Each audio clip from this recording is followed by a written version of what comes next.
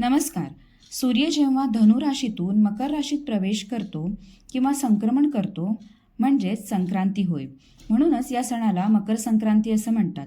या दिवसापासूनच उत्तरायणाला सुरुवात होते. या वर्षीच्या मकर संक्रांती दिवशी सुंदर योग म्हणजेच या दिवशी षट्टिला एकादशी सुद्धा आहे. त्यामुळे या पुण्यदायी योगावर सूर्याची ऊर्जा आणि विष्णुकृपा दोन्हींचा लाभ आपल्याला होत आहे. या दिवशी आपल्याला सकाळी लवकर उठून स्नान वगैरे आटपून सूर्याला अर्घ्य द्यायचं आहे. त्यामध्ये आपल्याला हळद, कुंकू, अक्षता आणि सफेद तीळ घ्यायचे आहेत. सूर्याची पूजा झाल्यावर आपल्याला पूजा मांडणी करायला घ्यायचं आहे. यामध्ये सर्वात आधी तर आपण गणेश पूजन करायला हवेच. श्री गणेशाची मूर्ती, फोटो किंवा सुपारी घेऊन आपण चंदन, हळद, कुंकू, अक्षता, पुष्प, धूप, दीप अशी पंचोपचार पूजा करून घ्यायची आहे. नवीन वर्षातल्या या पहिल्या सणाला सवाष्ण स्त्रियांचा उत्साह काही वेगळाच असतो.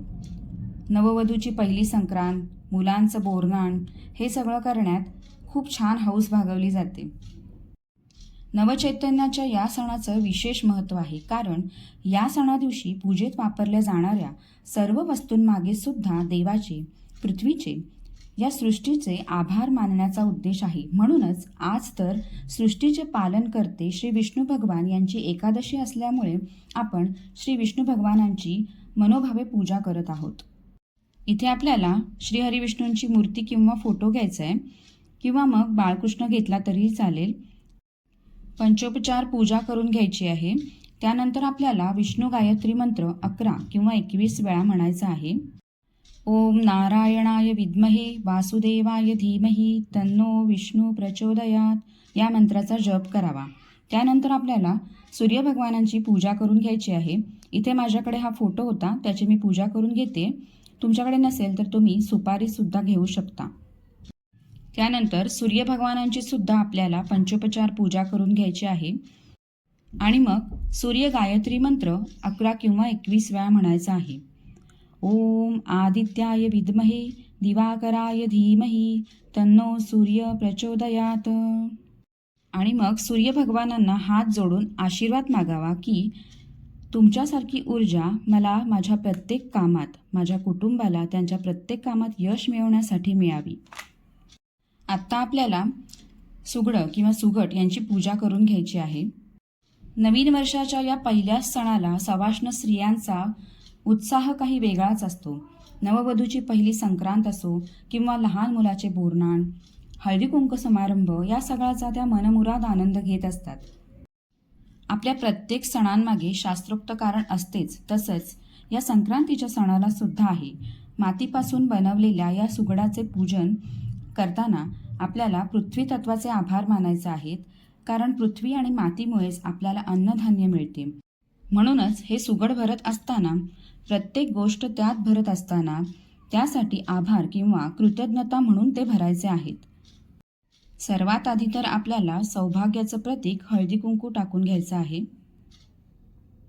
आणि मग या सुगडामध्ये थोडे थोडे तांदूळ सोडायचे आहेत.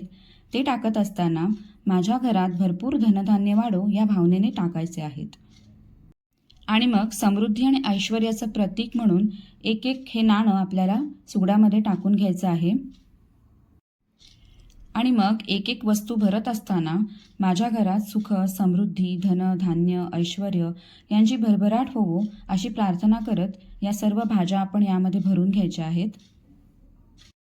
या आजच्या दिवशी मी खूप आनंदाने ही पूजा करत आहे आणि यापुढेही अशी पूजा करण्याचे भाग्य मला लाभावे अशी प्रार्थना करत आपण हे सुगड भरत आहोत.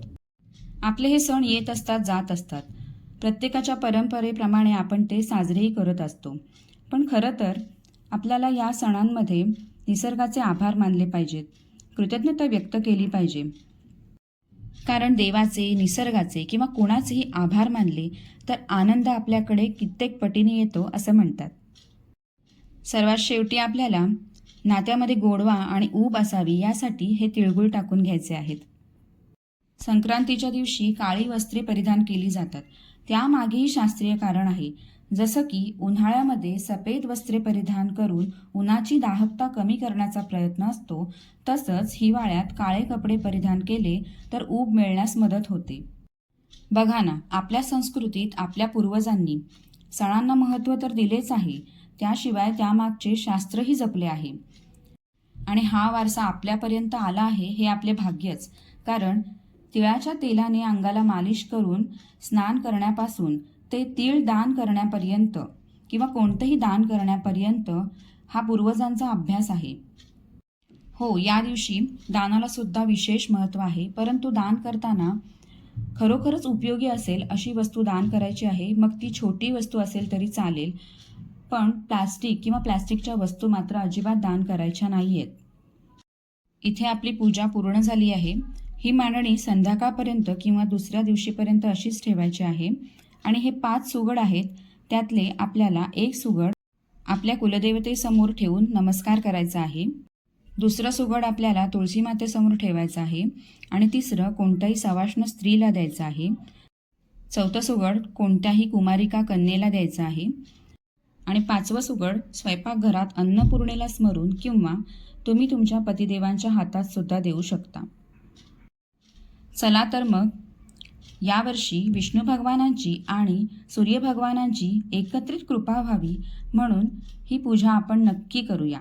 तसंच या सुगडामध्ये जसं भरभरून गोष्टी भरलेल्या आहेत, तसंच तुमच्या आयुष्यात ऐश्वर्य, सुख, समृद्धी, आनंद भरपूर येवो यासाठी स्वामीचरणी प्रार्थना. तसेच ही पूजा, हा व्हिडिओ शेवटपर्यंत पाहिल्याबद्दल तुमचे मनापासून धन्यवाद.